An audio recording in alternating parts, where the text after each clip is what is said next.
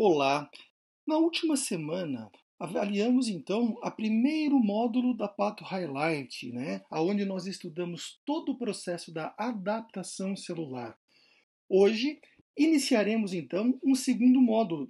Esse segundo módulo faz noção então o que nós denominamos de lesão celular ou injúria celular, também chamado de módulo de degeneração ou de acúmulos.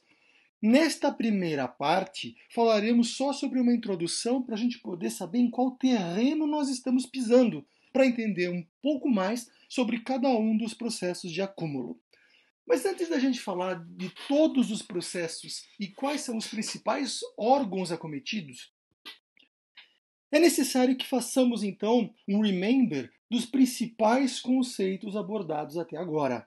Por quê? Porque a lesão celular nada mais é do que uma consequência, como se fosse uma bola de neve, onde ela começa pequena e vai aumentando à medida em que a gente coloca algumas informações para vocês. Vamos começar do início então.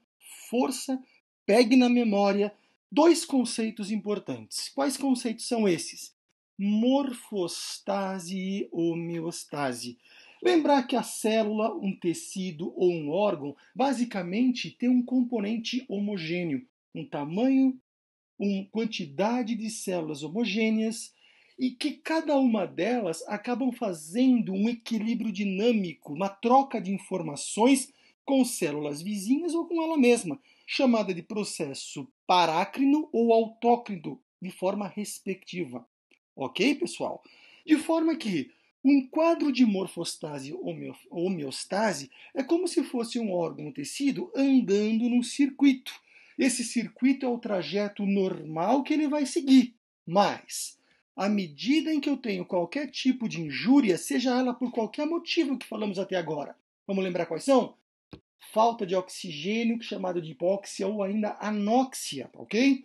Agentes físicos, químicos, biológicos, alguns aspectos genéticos, como a gente falou sobre fibrose cística, doença da glicose 6-fosfato, alguns desequilíbrios nutricionais, como doença de Korsakoff, ou ainda um lúpus, uma artrite reumatoide, ou qualquer condições imunologicamente imediatas.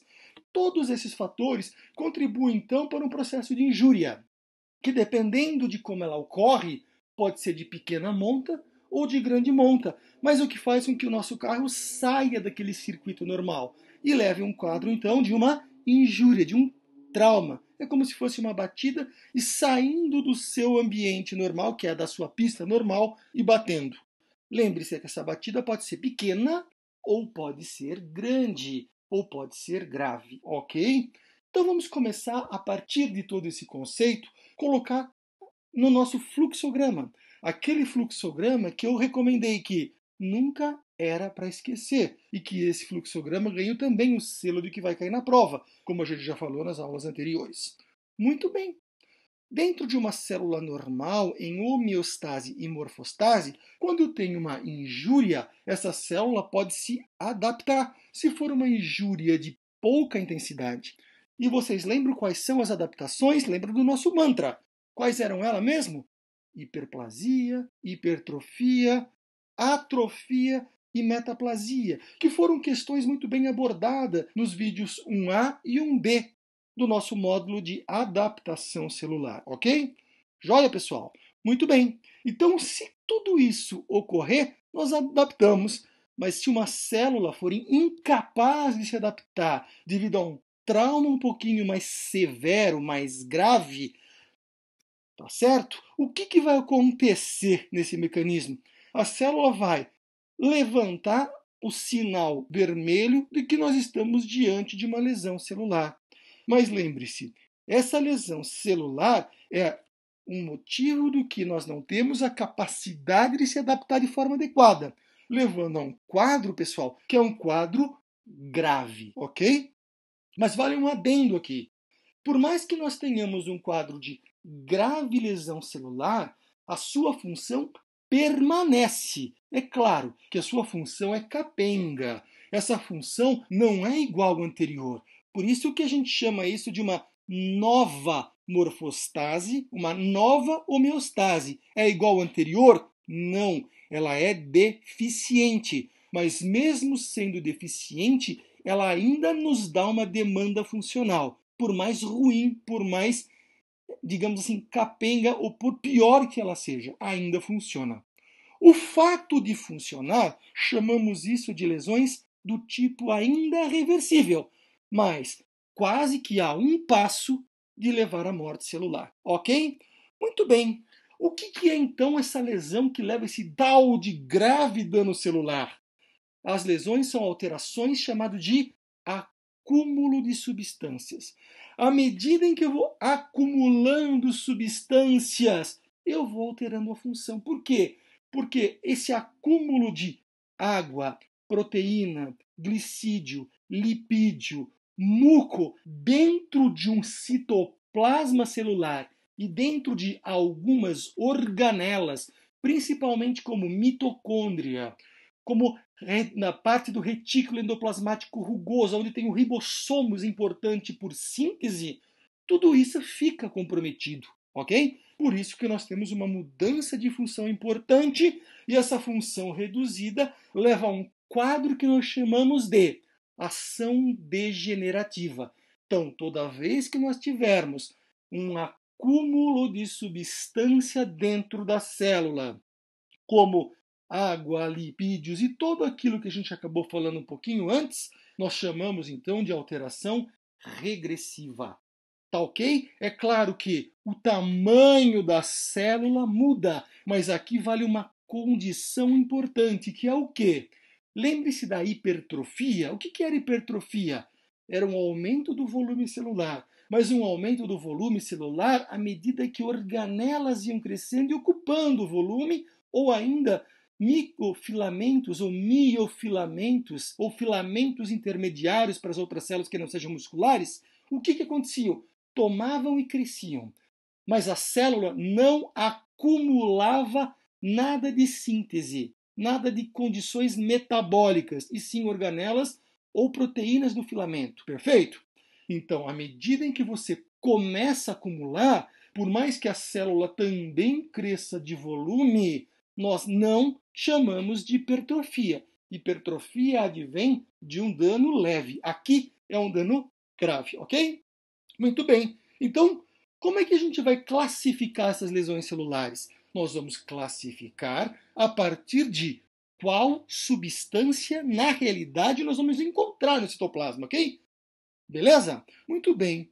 Antes da gente falar de quais são cada uma dessas substâncias e que valerá um tópico diferente, nós começamos num B, um C e um D para vocês, o que nós vamos ter que pensar? Nós vamos ter que pensar de quais são os principais órgãos que de fato são acometidos por esse tipo de injúria. E nós vamos chegar à conclusão que esses órgãos são os órgãos que fazem síntese, os órgãos que têm alta capacidade metabólica. Portanto, são os órgãos que participam do chamado metabolismo intermediário. Quando a gente fala de metabolismo intermediário, falamos de células que fazem trocas iônicas importantes, que têm grande quantidade de proteínas que fazem alterações de gradiente de concentração, como o rim, por exemplo. Ok? Nós temos aí células que fazem glicogênese, que é pegar aquela glicose em grande quantidade, que, além do ciclo de Krebs e cadeia respiratória, nós vamos fazer então um estoque de glicose ou de glicídios a partir de uma substância de estoque chamada de glicogênio, e fazer com que esse glicogênio possa ser quebrado em áreas ou períodos pós-prandiais ou de jejum, para que eu mantenha, a glicose quantidade normal, ou pelo menos a glicemia normal desse paciente. O efeito da quebra é chamada de glicogenólise e a medida de estoque, glicogênese. Perfeito? Mas e se eu não tiver a glicogenólise funcionando? Se eu não tiver o estoque funcionando? São aquelas células também que começam a produzir glicose a partir de cadeias carbônicas que não são glicídicas, como por exemplo a própria gordura, o próprio lipídio, onde eu vou quebrando esses lipídios e fazendo glicose a partir de cadeia carbônica, seja ela saturada ou seja ela insaturada. Perfeito? Aqui vale um adendo. A musculatura estriada, por exemplo, o restante do metabolismo gorduroso, a gordura que fica circulante, se for ramificada, ela vai para a musculatura estriada esquelética. Enquanto se ela for não ramificada, quem pega a maioria dessa gordura para estocar é o próprio fígado, ok? Ainda mais, são células que produzem proteínas, a maioria produz proteínas, tá bom? Mas algumas delas têm uma síntese muito mais importante, como o fígado, que produzem tanto as proteínas de coagulação quanto a albumina. Perfeito? São células que fazem síntese de ácidos graxos e também algumas outras células que fazem secreção de hormônios. E aqui vale o adendo, então, de dois órgãos importantes. O fígado, onde todo o seu componente de hepatócitos, junto àquele componente chamado de sinusoide, são capilares vasculares, onde ele recebe praticamente 75% do contingente vascular, que ele é venoso a partir da veia porta. Então, toda a substância que ela é digerida pelo intestino, o seu metabolismo, as suas toxinas todas, são levadas por essa veia porta até o fígado para fazer o quê? Uma detoxicação. E aqui vale a pena um exemplo. O exemplo, por exemplo, da amônia. A amônia, muitas vezes, transformada a partir da quebra de muitas proteínas, né, que é aminoácido, essa quantidade de amônia, ou ainda o íon amônio, ele é detoxicado no fígado para produzir ureia. Caso não produza, leva a graves quadros de intoxicação encefálica, que a gente chama isso de encefalopatia hepática, perfeito? Ainda mais o fígado é capaz de fazer glicogênese, glicogenólise, como a gente já produziu para vocês, os termos e as capacidades de produção, faz a síntese de proteínas, como o exemplo que a gente acabou colocando para vocês, e entre elas a principal, a albumina e alguns fatores de coagulação, perfeito? Ácidos graxos e também ela indiretamente trabalha na secreção hormonal e também o rim. O rim que faz importantes trocas iônicas, principalmente na reabsorção iônica dos túbulos, né?